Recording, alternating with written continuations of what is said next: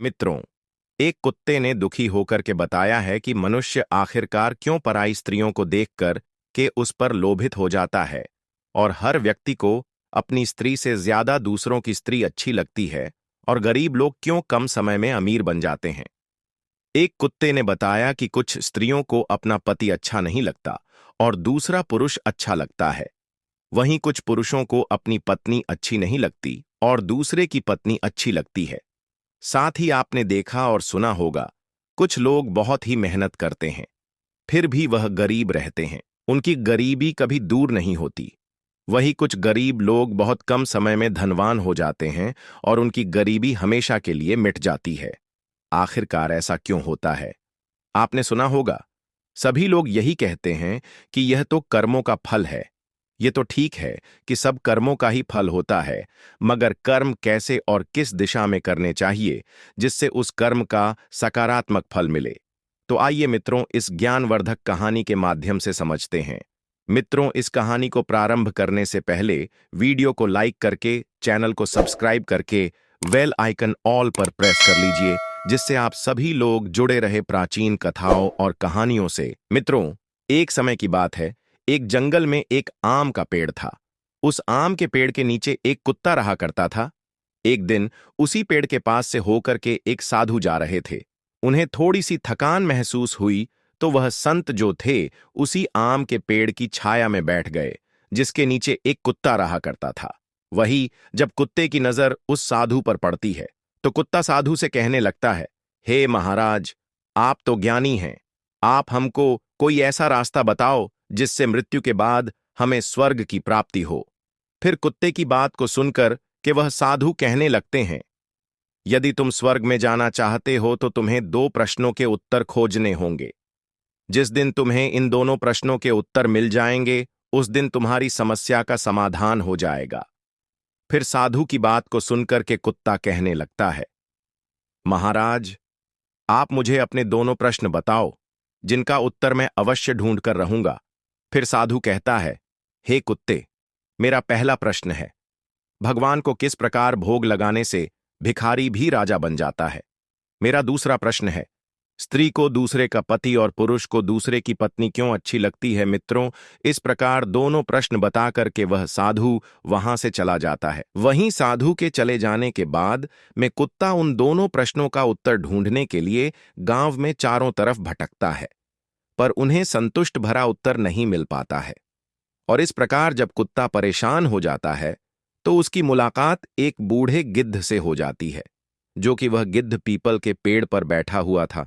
वही कुत्ते से कहता है कि तुम भगवान शिव के पास जाओ, वही तुम्हारी समस्या का समाधान कर सकते हैं। मित्रों, इस प्रकार कुत्ता बूढ़े गिद्ध की बात सुनकर के वह कुत्ता भगवान शिव के पास जाता है तो क्या देखता है, भगवान शिव और माता पार्वती दोनों कैलाश पर्वत पर बैठे हुए थे। फिर वह कुत्ता भगवान शिव के पास जाकर के उन्हें अपनी समस्या बताता है। तो कुत्ते की बात को सुनकर के भगवान शिव उस कुत्ते से कहते हैं कि मैं तुम्हें एक छोटी सी कहानी सुनाता हूं। इस कहानी को बड़े ही ध्यान से सुनना। यदि तुमने इस कहानी को पूरे मन से सुना तो निश्चित ही तुम्हें तुम्हारे दोनों प्रश्नों के उत्तर मिल जाएंगे। फिर कुत्ता कहता है कि हे प्रभु, मैं आपको वचन देता हूं कि जब तक आप कहानी सुनाएंगे मैं कहानी को पूरे मन से सुनूंगा। आप कहानी को शुरू कीजिए। भगवान शिव कहते हैं कि हे श्वान, एक गांव में राधा कृष्ण का एक छोटा सा मंदिर था जिसमें एक पुजारी पूजा करता था। एक दिन एक गरीब मां अपने नन्हे से बालक को लेकर के जाती है और मंदिर के द्वार पर छोड़कर अपने घर को चली आती है। पुजारी जब सुबह के वक्त पूजा करने के लिए मंदिर के पास जाता है तो देखता है एक बालक पड़ा हुआ था। फिर पुजारी उस बालक को उठा लेता है और उसको लेकर के गांव में जाता है। गांव के कुछ लोग घर के बाहर खड़े हुए थे, उन लोगों से वह पुजारी पूछता है कि यह बालक किसका है। तो उसमें से एक मुखिया कहता है कि हम लोग नहीं जानते कि यह बालक किसका है। वह पुजारी बहुत खोजने पर भी बालक के परिवार का कुछ भी पता नहीं लगा पाया। जब गांव का भी कोई व्यक्ति उस बालक का लालन पालन करने को तैयार नहीं हुआ तो पुजारी ने भगवान राधा कृष्ण की इच्छा समझ करके उस बच्चे को अपने पास रख लिया और उस बच्चे का नाम चंदन रख दिया। वहीं गांव के श्रद्धालु भक्तों से जो कुछ भी प्राप्त होता था उसी से पुजारी और उस बालक चंदन का गुजारा हो रहा था। और यदि किसी दिन भोग कम भी पड़ जाता था तो पुजारी जो था भगवान को भोग लगा करके और स्वयं उस बालक को गंगा जल पिला करके केवल सो जाता था। वहीं धीरे धीरे चंदन बड़ा होने लगा और अब वह पुजारी के कामों में हाथ बटाने लगा था। वृद्ध पुजारी के थके हारे हाथों को अब कुछ आराम मिलने लगा। इसीलिए पुजारी ने अब चंदन को मंदिर की सफाई, भगवान राधा कृष्ण की पूजा और उनको भोग लगाने और उनकी आरती करने की विधि अच्छे प्रकार से समझा दिया। और स्वयं पुजारी जो था भगवान राधा कृष्ण के नाम का जाप और कीर्तन में अपना समय व्यतीत करने लगा था। वहीं एक दिन भगवान कृष्ण के मंगलकारी नाम का जाप करते हुए उस पुजारी के प्राण निकल गए और वहीं पर उसकी मृत्यु होने के बाद में वह चंदन नाम का बालक जो था उसका संसार में भगवान राधा कृष्ण के अलावा कोई दूसरा सहारा नहीं था, क्योंकि उस बच्चे को पुजारी ने ही पाला था। वही पुजारी ने मरने से पहले उस चंदन को 3 बातें बताई थीं। पहली बात, हमेशा भगवान राधा कृष्ण को ताजी गर्म रसोई के भोजन का ही भोग लगाना। दूसरी बात, भगवान को भोग लगाए बिना स्वयं कुछ भी नहीं खाना। तीसरी बात, भगवान राधा कृष्ण पर विश्वास रखकर कभी भी किसी भी वस्तु का संग्रह नहीं करना, बासी भोजन का भी नहीं। वहीं उस चंदन नाम के व्यक्ति को पुजारी की तीनों बातें ठीक से याद थीं और वह चंदन उन तीनों ही बातों का बड़े ही ध्यान से पालन करता था। यदि कोई भक्त पहले से बना भोजन या मिठाई मंदिर में दे जाता तो बालक चंदन जो था उसे गरीबों में बांट देता था। वह कुटिया के अंदर जाकर के ताजा भोजन बना करके स्वयं ग्रहण करता और भगवान राधा कृष्ण को भोग लगाता था। उसके बाद ही स्वयं भोजन और प्रसाद को ग्रहण करता था और यदि जो भोजन बच जाता था उसे शाम के लिए रख देता। मित्रों, फिर भगवान शिव कहते हैं कि हे श्वान, यदि रसोई में बनाने को कोई सामग्री नहीं होती थी तो वह बालक चंदन गंगाजल पीकर ही रह जाता था। एक दिन बरसात का मौसम आया और 3-4 दिन तक मूसलाधार बरसात होने से मंदिर में एक भी भक्त नहीं आए। वहीं चंदन अपने भगवान राधा कृष्ण को गंगा जल का ही भोग लगाकर उस जल को पीकर स्वयं ही सो जाता था। उधर भगवान राधा कृष्ण उस बालक चंदन की भक्ति और सहन शक्ति की परीक्षा लेते रहे, किंतु आखिर में अपने भक्त को भूख से तड़पते देखकर कि भगवान राधा कृष्ण से रहा नहीं गया और भगवान श्री कृष्ण जो थे सेठ के नौकर का रूप धारण करके हाथ में भोजन की सामग्री की पोटली लेकर के बरसात में भीगते हुए मंदिर के द्वार पर जाकर पहुंचते हैं। और इस प्रकार भगवान कृष्ण ने मंदिर पर आवाज लगा करके उस चंदन को बुलाया और उसके हाथ में पोटली देते हुए कहा, यह कच्चा राशन सीधे के रूप में सेठ जी ने तुम्हारे पास भेजा है, इसे ले जाकर भोजन बनाओ और भगवान को भोग लगाओ और स्वयं भी प्रसाद खाओ। मैं कल फिर आऊंगा। चंदन राशन की पोटली लेकर के घर के अंदर गया और बैठकर भोजन बनाने लगा और फिर भगवान राधा कृष्ण को भोग लगाया। फिर पूरे बरसात के मौसम में भगवान कृष्ण नौकर के भेष में चंदन भगत को सीधा देते रहे। मित्रों, फिर भगवान शिव कहते हैं कि हे श्वान, एक दिन चंदन भगत ने सोचा कि सेठ जी को सीधा भेजते हुए 4 महीने हो गए हैं, किंतु वे स्वयं कभी भी मंदिर में भगवान राधा कृष्ण का प्रसाद ग्रहण करने नहीं आए। फिर अगले दिन भगवान श्री कृष्ण नौकर के वेश में जब सीधे की पोटली देने आए तो चंदन भगत ने उनसे कहा, अरे भाई, तुम्हारे सेठ जी इतने बड़े धर्मात्मा हैं कि रोजाना तुम्हारे हाथों से सीधा भिजवा देते हैं और कभी भी स्वयं मंदिर में प्रसाद लेने के लिए नहीं आते। इस कारण से मेरा हृदय अत्यंत दुखी हो रहा है।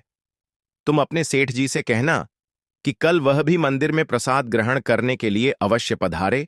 वहीं चंदन भगत की बात को सुनकर कि भगवान श्री कृष्ण चौंक कर घबरा उठे और बोले, अरे पुजारी जी, सेठ जी मेरे द्वारा आपको सीधा भेजते हैं, आप इससे भगवान को भी भोग लगा लेते हैं और स्वयं भी प्रसाद ग्रहण कर लेते हैं, फिर सेठ जी को बीच में बुलाने की क्या जरूरत है? जैसा चल रहा है वैसा ही चलने दीजिए।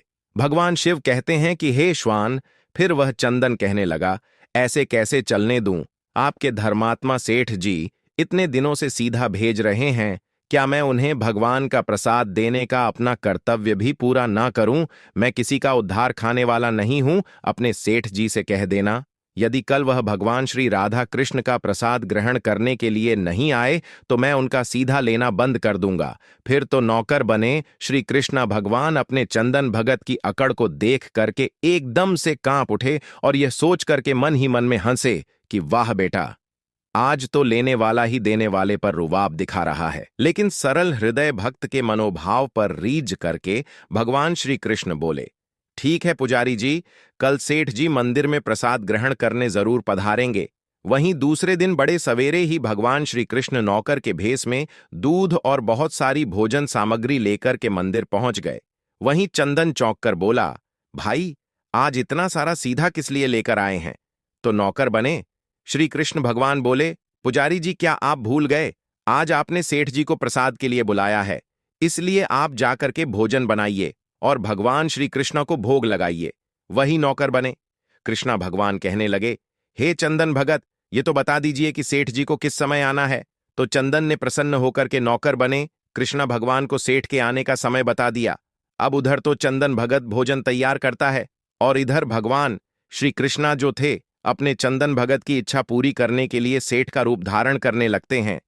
अपने स्वामी को एक प्यारे भक्त के यहां पर जाने का समाचार सुनकर कि माता राधा भला कैसे पीछे रहती, वह भी कृष्णा भगवान की आज्ञा को पाकर के सेठानी का रूप धारण करने में जुट गई। कृष्ण भगवान ने एक मखमल का सुंदर कुर्ता धारण किया और ऊपर से एक सुंदर रंग बिरंगी पगड़ी बांध ली और अपने पैरों में खड़ाऊ पहन लिया। और उधर राधा जी ने अपने पतिदेव के नगर में बनी हुई सुंदर बनारसी साड़ी निकालकर पहनी, जिसका रंग सेठ बने कृष्णा के कुर्ते से मिल रहा था। राधा ने सोने चांदी हीरे के जगमगाते हुए आभूषण धारण कर लिया। उधर भगवान शिव कहते हैं कि हे श्वान, जब भगवान श्री कृष्ण और राधा जी सेठ और सेठानी का रूप धारण करके अपने भक्त के यहां दावत खाने के लिए चले तो आशी मुनि देख करके सोच में पड़ गए। फिर वही सेठ बने। भगवान श्री कृष्ण वहां से चल दिए और उनके पीछे पीछे पायलों की छन छन की मधुर ध्वनि करती हुई राधा जी सेठानी बनी हुई चली जा रही थी। इधर चंदन भगत आज सुबह से ही सेठ जी के स्वागत में भांति भांति के पकवान बनाने में जुटा था। अपने भगवान कृष्ण को भोग तो वह चलते फिरते बना लेता था, किंतु आज उसे कई महीनों से भगवान को भोग लगाने के लिए सीधा भेजने वाले सेठ जी को प्रसाद देना था। इसलिए उस चंदन भगत ने रसोई बनाने में अपनी सारी पाक कला झोंक डाली थी, जिससे जो भी व्यंजन बने वह सुंदर और स्वादिष्ट हो। वहीं सेठ जी के द्वारा भेजे हुए चावल धोकर के चंदन भगत ने खीर बनाई, उसे धीमी आंच पर पका करके रख दिया और उसमें सेठ जी के द्वारा भेजे हुए पिस्ते, बादाम, केसर और किशमिश डाले और स्वादिष्ट खीर बनाकर रख दिया। वहीं फिर चंदन भगत पुनः स्नान करने के लिए नदी में चला गया। फिर उसने स्वच्छ वस्त्र पहन करके भगवान श्री कृष्ण को भोग लगा सके और उसके बाद में सेठ जी को उनका प्रसाद दे सके। भगवान शिव कहते हैं, हे श्वान, जब चंदन भगत स्नान करके लौटा तो क्या देखा सेठ जी, प्रसाद ग्रहण करने के लिए स्वयं तो आए ही है, संघ में अपनी सेठानी को भी लाए हैं। वही चंदन ने झट से दोनों से राम राम किया, उन्हें आसन देकर बिठाया और बोला, मैं भी भगवान श्री कृष्णा को भोग लगाकर आता हूं, फिर आपको प्रसाद परसूगा। भगवान कृष्णा से भूख सहन नहीं हो पा रही थी, इसलिए वह बोले, पुजारी एक काम करो, भगवान को जल्दी से भोग लगाइए, मुझसे भूख सहन नहीं होती है। फिर तो सेठ बने कृष्णा की बात को सुनकर के चंदन भगत बोला, देखो सेठ जी, भूख तो मुझे भी बड़े जोर से लग रही है, किंतु मैं अपनी भूख के कारण भगवान को भोग लगाना नहीं भूलता। यदि दुनिया के सारे लोग इसी तरह अपनी भूख के लिए भगवान को भोग लगाना भूल जाएं तो भगवान तो भूखे मर जाएंगे। वहीं सेठ बने कृष्णा भगवान एक पत्तल उठाते हुए बोले, पुजारी जी आप भोग लगाइए, इधर मैं पत्तल परोस लेता हूं, मुझसे भूख सहन नहीं हो पा रही है।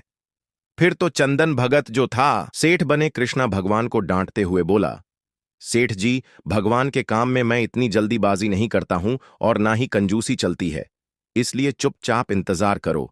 मैं जब तक भगवान कृष्णा को भोग नहीं लगा देता आप रसोई के पास भी नहीं भटक सकते हैं। चुपचाप इधर बैठ जाइए और ओम नमो भगवते वासुदेवाय का जाप करते रहिए। मैं अभी आता हूं, फिर आपको पेट भरकर भोजन कराता हूं। वही सेठ बने भगवान कृष्णा डांट खा करके चुपचाप अपने आसन पर बैठ गए। वहीं सेठानी बनी राधा जी उनकी यह दशा देखकर कि बड़ी मुश्किल से अपनी हंसी रोक पाई, लेकिन जैसे ही चंदन भगत पत्तल में सामग्री लेकर भगवान को भोग लगाने मंदिर में गया, इधर राधा कृष्ण चुपके चुपके पैर रखते हुए रसोई में पहुंच गए और उन्होंने एक एक व्यंजन उठा करके छकना शुरू कर दिया। वहीं कृष्णा भगवान तो प्रसाद को चखते ही भौचक रह गए, क्योंकि खीर में चीनी की जगह नमक भरा हुआ था और सब्जियों में चीनी भरी हुई थी। वहीं जैसे ही भगवान कृष्णा ने रोटी का एक कोरा तोड़ करके मुंह में रखा तो वह सीसी करने लगे, क्योंकि रोटी में मिर्च भरी थी। वहीं कृष्णा भगवान सीसी करते हुए उल्टे पैर भाग गए और अपने आसन पर जा बैठे। वहीं राधा जी जो थी, अपने स्वामी की ऐसी हालत देख करके खिलखिला करके हंस पड़ी। इससे पहले कि भगवान कृष्णा राधा के सामने कुछ सफाई दे पाते, चंदन भगत ओम नमो भगवते वासुदेवाय मंत्र का जाप करते हुए रसोई में पहुंचा और उसने भोग को रसोई में मिला करके उसे पवित्र बना डाला और फिर सेठ जी के सामने पत्तल में परोसकर हाथ जोड़कर बोला, सेठ जी, मैंने भगवान कृष्ण जी को भोग लगा दिया है, अब आप भी जी भरकर प्रसाद खाइए। वहीं कृष्ण तो अभी अभी भक्त की शक्ति से भी जोरदार उसके हाथ की बनी हुई रसोई छक चुके थे, अतः उसे ग्रहण की बात सुनकर ही उनके पसीने छूटने लगे। कभी भगवान कृष्णा चंदन भगत का तो राधा का मुख देखने लगते, वहीं चंदन भगत को सेठ जी को तीत बर्दाश्त नहीं होती है और वह कहता है, सेठ जी, अब क्या हो गया आपको? अभी अभी तो आप इतने उतावले हो रहे थे, आपको बहुत तेज भूख लग रही थी, पर अब आप खाने में इतनी देरी क्यों कर रहे हैं? आप जल्दी से प्रसाद ग्रहण करो, तभी तो माता जी भी प्रसाद ग्रहण करेंगी और उसके बाद में फिर मैं प्रसाद पाऊंगा। वहीं चंदन भगत की ललकार को सुनकर के कृष्णा भगवान ने चुपचाप खीर का कुल्हड़ उठाया और सारी नमकीन खीर घट घट पी गए। कुल्हड़ खाली होने में कुछ देर थी, भगवान को आज दुगना स्वाद आने लगा। चंदन और प्रसाद देने लगा और भगवान कृष्णा पीते गए। वहीं देवी राधा भक्त और भगवान दोनों के प्रेम को देखकर के मंद मंद मुस्कुरा रही थीं। अब भोजन समाप्त हो गया तो भगवान ने एक जोर की डकार ली। वहीं चंदन बोला, वाह सेठ जी, वाह, मैं ही बावला था जो आज कम भोजन बनाया। मुझे पता होता कि आपको प्रसाद ग्रहण करने का इतना बड़ा शौक है तो मैं और ज्यादा भोजन बनाता। वहीं भगवान कृष्ण जी अपने पेट पर हाथ रखते हुए सेठानी बनी राधा जी की ओर मुस्कुराकर देखते हुए बोले, पुजारी जी, मैं इतना रोज खाना कहाँ खाता हूं, किंतु आज प्रसाद इतना स्वादिष्ट बना था कि अपने पर सब्र ही नहीं रहा और खाता चला गया। तभी चंदन भक्त रुवान सा होकर बोला, सेठ जी, वह तो आपने ठीक किया, लेकिन माता जी तो भूखी रह गई, रसोई तो आपने सारी साफ कर दी। फिर तो राधा जी को चंदन की उदासी देख करके रहा नहीं गया। उन्होंने बची हुई खीर की 4 बूंदें अपने मुख में टपक ली। पर कृष्णा भगवान द्वारा भोग लगाने से प्रसाद में अद्भुत अलौकिक स्वाद भर गया था। ऐसी सुगंधित और मीठी खीर छककर वहां से अपने राजभवन के लिए राधा और कृष्णा दोनों तृप्त होकर चले गए। फिर चंदन भगत बोला, सेठ जी, आपने और माताजी ने प्रसाद ग्रहण कर लिया, इससे मुझे अत्यंत संतोष हुआ है। समझ लीजिए, आप दोनों के प्रसाद ग्रहण करने से मेरा पेट भर गया। मेरी तो वैसे भी महीने में 4 एकादशी हो जाती हैं, किंतु मैं भी एक दाना ले ही लेता हूं, जिससे कि कृष्णा भगवान के प्रसाद का अनादर ना हो। और ऐसा कह करके चंदन भगत ने खीर के पात्र में लगा हुआ एक चावल का दाना उठा करके अपने मुख में डाल लिया। वहीं चावल के एक दाने से ही उस चंदन भगत की जन्म जन्मांतर की भूख प्यास मिट गई और समस्त वासनाओं और इच्छाओं की तृप्ति हो गई। भगवान शिव कहते हैं कि हे श्वान, वहीं उसके ज्ञान के नेत्र खुल गए और उसने क्या देखा कि उसके सामने यानी चंदन भगत के सामने भगवान कृष्णा और राधा जी आशीर्वाद की मुद्रा में मुस्कुराते हुए खड़े हैं।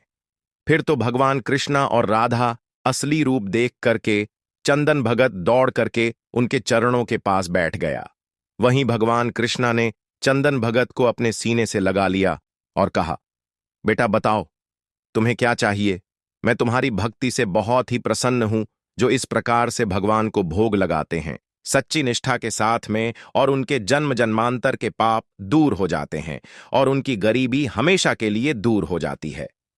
वहीं चंदन भगत कहने लगा, प्रभु मुझे कुछ नहीं चाहिए, केवल आपका प्यार चाहिए।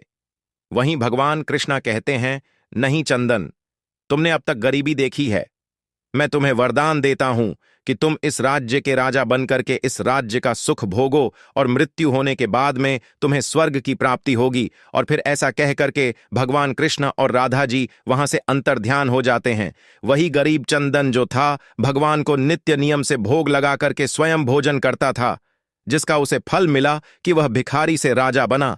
भगवान शिव कहते हैं कि हे श्वान, उसी कृष्णा भगवान के मंदिर के पास में एक किसान अपनी पत्नी के साथ में एक झोपड़ी बनाकर रहता था, और मंदिर में जो भी स्त्री या पुरुष पूजा के लिए आते जाते थे, वह किसान मंदिर पर आने वाली स्त्रियों को घूर घूर कर देखता रहता था और अपनी दृष्टि गलत रखता था।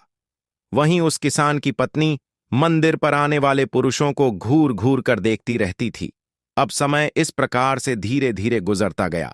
एक दिन एक ठग कहीं से घूमता हुआ उस किसान की झोपड़ी से होकर गुजरा, तो किसान की पत्नी की नजर उस ठग पर पड़ गई। वहीं ठग जो था दिखने में किसान से ज्यादा हष्टपुष्ट और सुंदर था। देखते ही देखते किसान की पत्नी उस ठग को अपने दिल दे बैठी।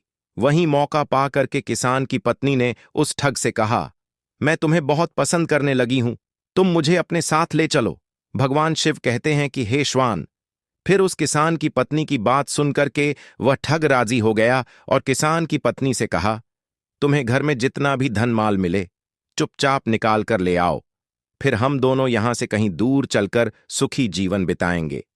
वहीं वह किसान की पत्नी घर में घुसती है और जितना भी धन चुरा सकती थी उतना लेकर के उस ठग के पास आ जाती है, और फिर वह ठग उस किसान की पत्नी को लेकर के गांव से दूर निकल जाता है। वही थोड़ी देर के बाद में एक ठगनी उसी किसान की झोपड़ी से होकर गुजरती है। फिर उस किसान की नजर उस ठगनी पर पड़ती है। वही ठगनी किसान की पत्नी से बहुत ज्यादा सुंदर थी, इसलिए किसान उस ठगनी को अपना दिल दे बैठा और मौका पाकर के उस ठगनी से कहता है, मैंने तुम्हें जब से देखा है मुझे कुछ भी अच्छा नहीं लग रहा है, मैं तुमसे प्यार करने लगा हूं। फिर ठगनी ने कहा, तो क्या चाहते हैं? फिर किसान ने कहा, हम तुम कहीं दूर चलकर के एक साथ सुखपूर्वक रहेंगे। भगवान शिव कहते हैं कि हे श्वान, इस प्रकार उस किसान की बात सुनकर के वह ठगनी तैयार हो गई। फिर वह किसान जो भी धन माल उसके पास था उस सब को लेकर के उस ठगनी के साथ में गांव से दूर निकल जाता है। वहीं कुछ समय के बाद में वह किसान की पत्नी और वह ठग, उधर किसान और ठगनी, इन सभी को चलते चलते एक नदी मिल जाती है। वहीं नदी के एक स्थान पर वह किसान की पत्नी और ठग बैठ जाते हैं, और नदी के दूसरे दूर स्थान पर वह किसान और ठगनी बैठ जाते हैं। वहीं किसान को अपनी पत्नी के बारे में नहीं पता है कि वह ठग के साथ चली गई है, ना ही किसान की पत्नी को किसान के बारे में पता है कि वह ठगनी के साथ चला गया है। भगवान शिव कहते हैं कि हे श्वान, नदी पर पहुंचने के बाद में वह ठग किसान की पत्नी से कहता है कि तुम यह गहना मुझे दे दो, मैं पहले इस गहने को लेकर नदी के पार रखा आऊं, फिर तुम्हें नदी पार कराऊंगा। वहीं ठग की बातों में आकर के किसान की पत्नी धन उस ठग को दे देती है। वहीं वह ठग जो धन माल लेकर के उस किसान की पत्नी को उसी नदी में ढकेल देता है और धन माल लेकर के वहां से चला जाता है। वहीं दूसरी तरफ ठगनी जो थी उस किसान से माल लेकर के उस किसान को नदी में धोखे से ढकेल देती है और माल लेकर के दूर चली जाती है। मित्रों, फिर भगवान शिव कहते हैं कि हे श्वान, इस प्रकार वह किसान और उसकी पत्नी नदी में डूबते उछलते हुए एक स्थान पर मिल जाते हैं, और फिर दोनों को अपनी अपनी गलती पर बड़ा पछतावा होता है। वहीं उस नदी के आसपास उन दोनों को बचाने वाला कोई नहीं होता है, और इस प्रकार किसान और उसकी पत्नी की नदी में डूबकर मौत हो जाती है।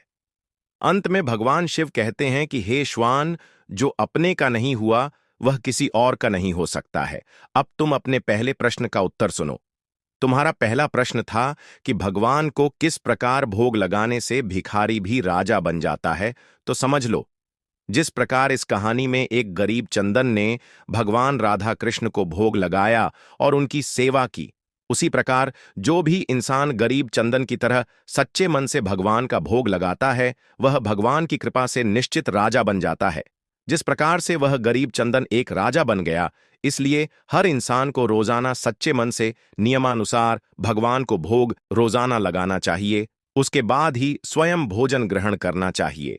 यदि जो भी इंसान ऐसा करता है तो निश्चित ही माता लक्ष्मी की उस पर कृपा होती है और ऐसा भिखारी होकर भी राजा बन जाता है। भगवान शिव आगे कहते हैं कि हे श्वान, अब तुम अपने दूसरे प्रश्न का उत्तर सुनो। तुम्हारा दूसरा प्रश्न था कि स्त्री को दूसरे का पति और पुरुष को दूसरे की पत्नी क्यों अच्छी लगती है। तो समझ लो, तो जो स्त्री या पुरुष चरित्रहीन होते हैं, ऐसे चरित्रहीन स्त्री या पुरुष को हमेशा दूसरे का पति या दूसरे की स्त्री अच्छी लगती है। जिस प्रकार से वह किसान और उसकी पत्नी दोनों ही चरित्रहीन थे, ना किसान को अपनी पत्नी अच्छी लगती थी और ना ही किसान की पत्नी को अपना पति किसान अच्छा लगता था। इसलिए उन्होंने चरित्रहीनता की, और जो चरित्रहीनता करते हैं उन्हें निश्चित एक दिन अपने कर्मों का भोग भोगना पड़ता है। इसी वजह से उस किसान और उसकी पत्नी की नदी में डूबकर मृत्यु हुई। पति पत्नी के बीच सच्चा प्रेम, वफादारी, सेव और विश्वास तभी रह सकता है जब उनमें एक निष्ठा का व्रत हो। यदि कोई स्त्री अनेक पुरुषों से या कोई पुरुष अनेक स्त्रियों से गुप्त संबंध स्थापित करता है, तो उसके शरीर में, रक्त में, मन में, मस्तिष्क में अनेक तत्व मिल जाने के कारण अस्थिरता, खींचतान, आकर्षण, विकर्ष के द्वार चलने लगते हैं। ऐसी अवस्था में सच्चा प्रेम, वफादारी एवं आत्मीयता असंभव है। व्यभिचारी स्त्री पुरुषों का दाम्पत्य जीवन हमेशा कपट, धूर्तता, मायाचार और छल से भरा हुआ होता है। यह अवसर पड़ने पर अपने साथी को ही धोखा देती है। इसलिए जो चरित्रहीन स्त्री होती है उसे कभी अपना पति अच्छा नहीं लगता, और जो चरित्रहीन पुरुष होता है उसे कभी भी अपनी स्त्री अच्छी नहीं लगती, और ऐसे स्त्री पुरुष को अंत समय में नरक में जाना पड़ता है। इसलिए हमेशा सत्य मार्ग पर चलने के लिए हर स्त्री पुरुष को चरित्रवान होना चाहिए, तभी भगवान की कृपा के पात्र बन सकते हैं। मित्रों, इस प्रकार भगवान शिव के द्वारा कहानी सुनने के बाद में कुत्ते का मन पूरी तरह से संतुष्ट हो जाता है, और फिर वह वहां से भगवान को प्रणाम करके वहां से चला जाता है, और समय आने पर उसको स्वर्ग की प्राप्ति होती है। क्योंकि कुत्ता एक दूसरे से बहुत प्यार करते थे, एक दूसरे के अलावा कभी किसी की ओर देखते भी नहीं थे। इसी की वजह से अंत समय में श्वान को स्वर्ग की प्राप्ति हुई। तो मित्रों, आज की हमारी कहानी यहीं समाप्त होती है। मित्रों, यदि यह कहानी आप लोगों को पसंद आई हो तो वीडियो को लाइक करके, चैनल को सब्सक्राइब करके, कमेंट बॉक्स में हर हर महादेव लिख करके बेल आइकन ऑल पर प्रेस कर लीजिए, जिससे आप सभी लोग जुड़े रहें प्राचीन कथाओं और कहानियों से। मित्रों, वीडियो को पूरा देखने के लिए आप सभी लोगों का बहुत बहुत धन्यवाद।